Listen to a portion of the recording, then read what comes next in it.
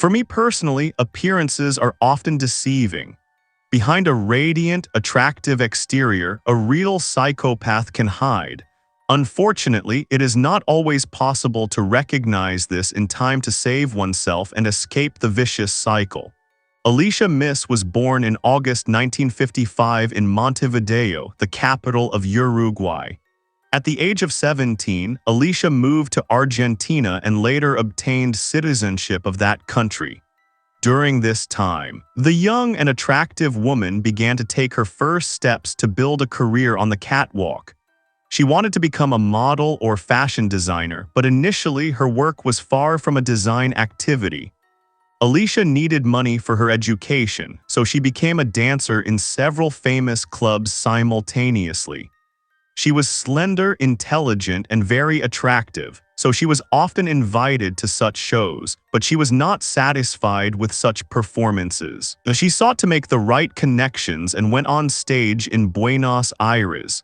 Here she succeeded in advancing her career. Alicia began working as an actress and appearing on television. Thanks to her attractiveness and strong character, she quickly gained popularity, becoming the host of a popular show in those years. Everything seemed perfect. Only the icing on the cake was missing in the form of a charming partner. That changed one evening in 1978 when Alicia met Carlos Monzón. The two met by chance at a dinner organized by mutual friends after the World Cup in Argentina. It was a big event that the new acquaintances who were big party-goers couldn't miss. From the beginning, Carlos gave Alicia his attention. At this time, she was 23 years old and the man was 8 years older.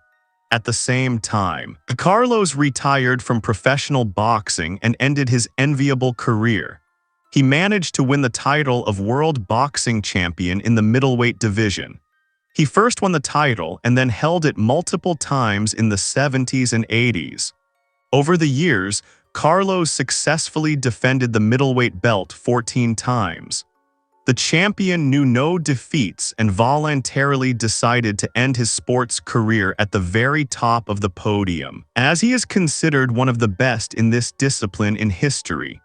Carlos's popularity in his country was enormous. It even allowed him to play leading roles in films of that time on several occasions. Of course, the athletic and wealthy Carlos captivated Alicia with his looks and charisma. They started dating.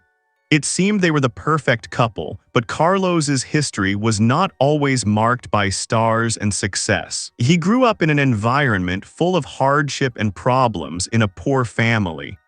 Carlos was born in Argentina, where he spent most of his conscious life. Even in his childhood, his parents aspired to something greater, so they moved from a small town to Santa Fe. Here they settled in one of the densely populated districts. His parents wanted to find a job, which they succeeded in, but the money still wasn't enough. So Carlos dropped out of school and took part-time jobs to support his family. He worked as long as he could, mostly as a shoe shiner on the street. In this environment, the teenager discovered boxing and began to train, believing that it would allow him to protect himself and his family in the future. Gradually, this became a main goal. Carlos wanted to step into the ring and become a champion. This idea matured in his mind. Carlos also continued to work, earning money as a newspaper vendor and beverage deliverer. He was always athletic and extravagant and was successful with women. His most famous exploit on this front was an affair with Susana Jimenez, a then-famous actress and television host. To save his relationship with her, he divorced his wife Mercedes. At this point, he already had 3 children. It was Mercedes who first publicly revealed his most unpleasant character traits. As it turned out, Carlos had temper tantrums and quite violent, manipulative behavior. If he couldn't achieve something with moral pressure, he was ready to resort to physical pressure. Alicia became his next partner. At this time, she was at the peak of her popularity. After meeting at a party, they realized they couldn't do without each other. Fortunately, she heeded her parents' warnings and decided not to formalize the relationship hastily. Haste might have seemed right to Alicia. She definitely didn't want to miss such a promising man, but it's worth weighing everything carefully. In any case, the two were inseparable, enjoying popularity and having fun. Initially, the relationship seemed happy and loving. Carlos was wealthy and successful. Moreover, he had already left his great and successful career behind, so he devoted a lot of time to her, which was very impressive. But already in the first months, she noticed that Carlos had an unhealthy craving for alcohol. The famous man could barely control himself and quickly got drunk, behaving inappropriately. His temper tantrums led Alicia to want to break up with him after 9 months of their relationship. But as befits a manipulator, he apologized profusely and assured his partner that the aggression would not be repeated and that he would keep himself under control. The young and naive Alicia believed him. As expected, nothing changed. Carlos was very jealous and behaved like a cruel obsessive, trying to control every free minute of her life. He intruded into her personal space and even complicated her career. As a result, Alicia's fleeting successes were replaced by constant failures. Everyone around her said that Carlos was the main reason for her career decline. She left television and acting and turned to the beauty scene, so she decided to become a stylist. For this purpose, her boyfriend, as a further apology, provided a tidy sum of money for the opening of a beauty salon. Such acts of generosity also kept Alicia close to him, but even here she had great difficulty escaping the pursuit of her obsessive boyfriend. For others, Alicia tried to create the appearance of happiness, so that everyone thought everything was fine with the couple, but it wasn't. Despite all the problems, they decided to marry in 1981. They honeymooned in Miami, and upon returning from that trip, they reported to the press that they were expecting an addition to their family. Alicia was pregnant. At this point, Carlos's inappropriate behavior and cruel character became publicly known. Everyone knew about it, many were interested in the lives of the stars, and their parenthood also raised big questions. During the interview, Alicia mentioned that the anticipated child brought about a great change in her lover. She noticed that he began to behave completely differently, becoming calmer. Therefore, she regarded the future child as a true gift of fate that would not only preserve but also develop the relationship. Until then, Carlos loved parties and often did not come home 24 hours a day. Now that had changed. Even in an interview, the man himself admitted that he was grateful to fate and his wife for soon having a little boy. He believed that this was the perfect time to have a child and take care of the family. Carlos had ended his career, earned money, and become a star, so he now had enough financial resources to provide the baby with everything it needed. Carlos was confident that his son would be successful and also have a great career, as he wouldn't have to worry about basic things like food and a roof over his head, with which he himself had been confronted in his childhood and youth. The couple's son, Maximiliano, was born on December 28, 1981. Since then, the young mother dedicated herself to raising the child. The woman thought everything was working perfectly, but Carlos, who had been holding back, relapsed into an alcoholic binge. Therefore, Alicia was again subjected to emotional pressure and insults, which turned into physical violence. There were several witnesses who spent time with the couple one evening in a well-known nightclub. Mutual acquaintances heard with their own ears Alicia say she was tired of being beaten by her husband. Of course, the couple's marital problems became public, and as soon as she spoke about any life events, Alicia reappeared on television. Her words were completely different from the enthusiastic hopes she had expressed before Maximiliano's birth. Now she claimed that Carlos had not changed in any way. He had only hidden his addiction the whole time and waited for the family addition. Alicia explained that she was exhausted by the relationship and could no longer tolerate the domestic violence. The young mother was constantly supportive, forgiving, and helpful as she wanted to maintain the love in her marriage, but every patience has an end. She described her husband as a big baby who immediately gets into an argument as soon as something doesn't go his way. Thereupon, the couple separated for the first time. However, they did not divorce and got back together quite quickly. Contrary to Alicia's expectations, Carlos did not demand a return and did not pursue her during the separation. This way, he once again managed to convince the woman that he had changed. After that, separation and reconciliation became commonplace for the two. Of course, all of this was accompanied by comments that the stars made in various television shows. This was perceived more as PR than as real problems and threats. In 1986, after the separation, Alicia said it was impossible to live with Carlos because he was constantly subject to emotional fluctuations. First, he could create warmth and coziness, and the next minute he accused her of cheating, leading to an argument. Alicia continued the relationship, but now out of fear for her life. She became a regular at the local police station, repeatedly filing reports about Carlos because she feared his escapades. Every time she called the police to the house where they lived, her husband calmed down and simply negotiated with the officers to make them leave. Everything was dismissed as a kind of misunderstanding. No one listened to Alicia.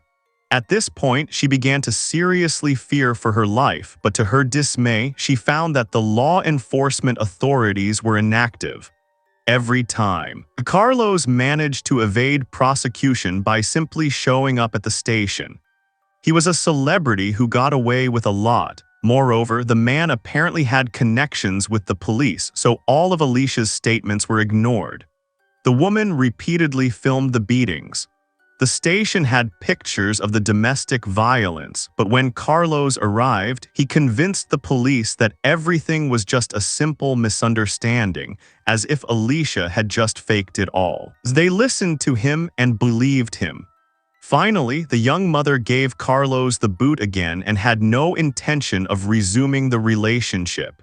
Instead, she focused on raising her child and also decided to start her own business, which never really got off the ground because of her husband's destructiveness. In the mid-1980s, she re-entered the modeling industry and also developed her own designer collection. Although she assumed her finances would be sufficient for everything, Alicia was wrong. Nevertheless, the enterprising woman did not want to give up. She was back on the catwalk. During this time, her relatives began to notice suspicious and disturbing marks on her body. Her legs and arms were often covered in bruises. Everyone knew what was going on. Although she tried to break up with Carlos, she continued to be attacked by him. This relationship haunted Alicia like a real nightmare. She recounted that Carlos acted on the same principle, pursuing her and Maximiliano. He would come to the apartment in the early morning and immediately start banging loudly on the door.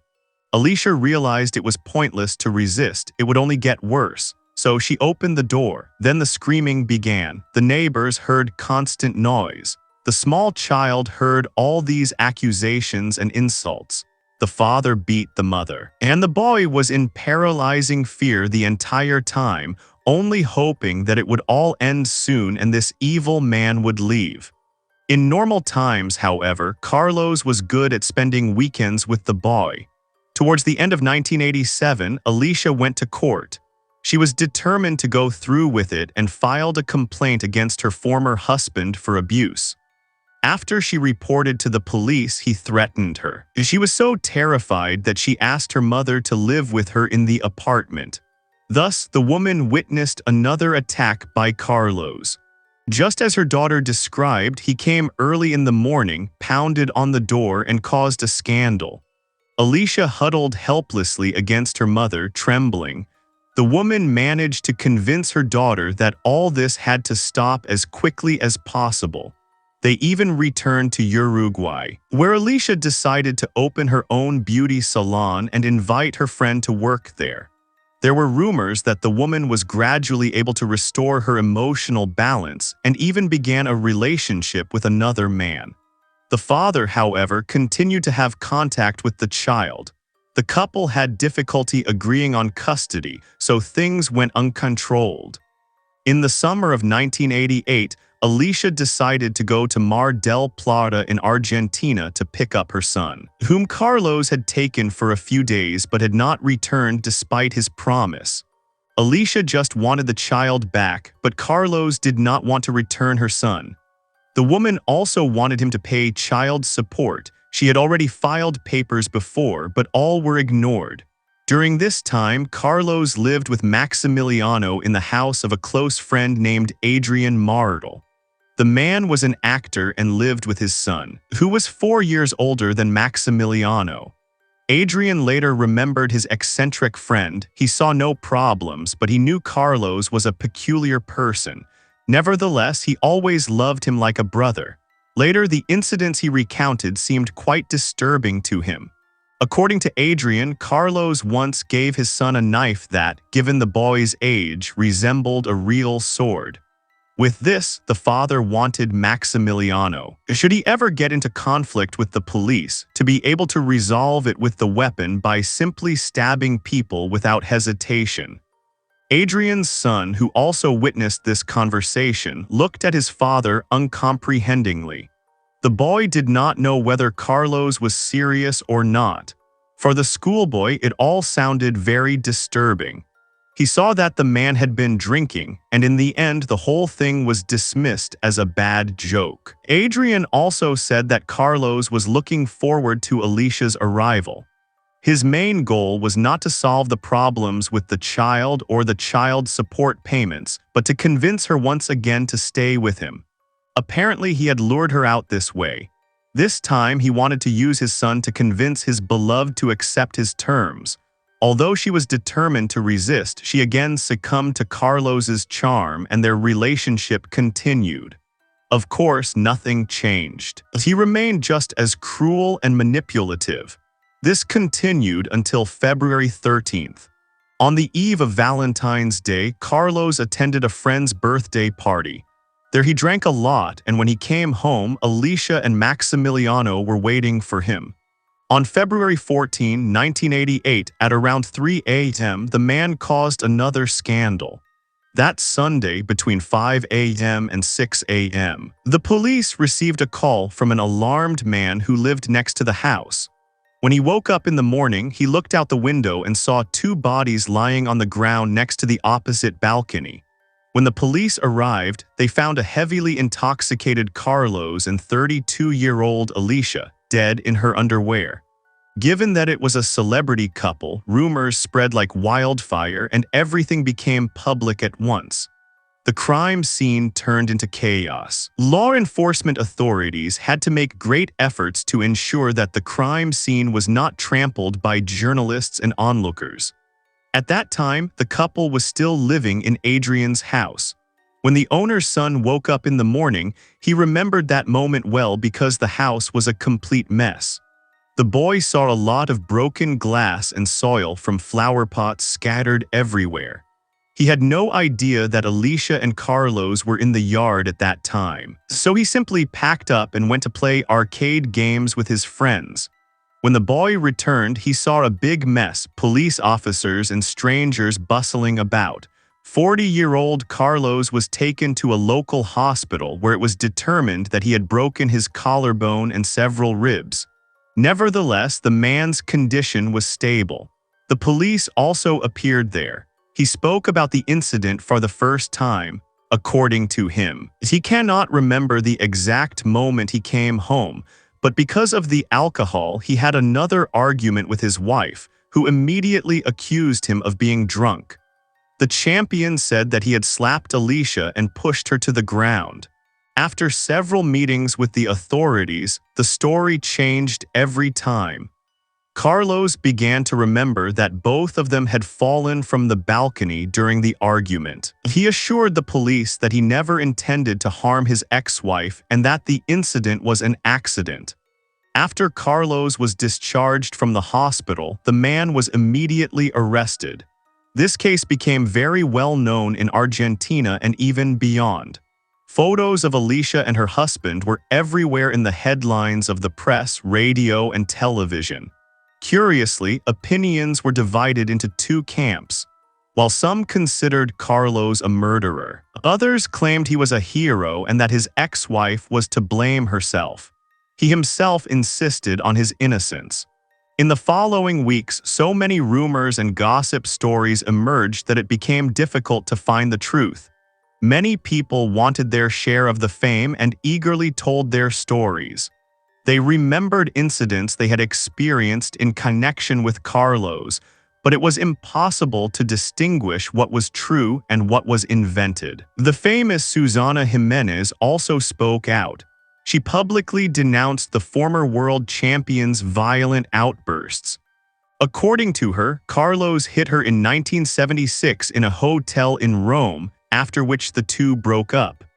Carlos was even temporarily considered a dealer of illegal substances, as his father died due to heavy consumption of illegal substances.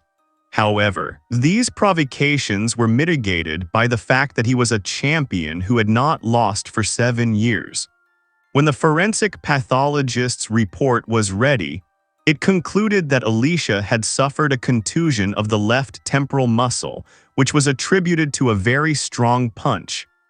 She had contusions above her left eye and at the left corner of her mouth, which could also have resulted from several blows to her face. The woman suffered a skull base fracture and a fracture of the left kneecap. The head trauma led to internal bleeding and swelling. Despite the obvious nature of all these injuries, the report stated that Alicia's cause of death was the impact with the ground. Accordingly, her death was recorded as an accident. It was clear to everyone involved that this was a lie. More and more rumors circulated that Carlos was trying to evade justice. Another scandal was brewing. Thereupon, the deceased's parents turned to independent forensic pathologists to have a second examination carried out. This, of course, revealed that the cause of death was not the fall to the ground but strangulation. According to the forensic pathologist commissioned by Alicia's family, Alicia was simply strangled. Coincidentally, at the same time as Alicia's funeral, Carlos was at the crime scene reconstruction which took place on the grounds of Adrian's house. A large crowd gathered there insulting him. The police had to stop aggressive people several times who wanted to lynch him. A few months later, Maximiliano turned 6 years old. The boy faced a harsh reality because he had lost not only his mother but also his father. He lived with his maternal grandparents.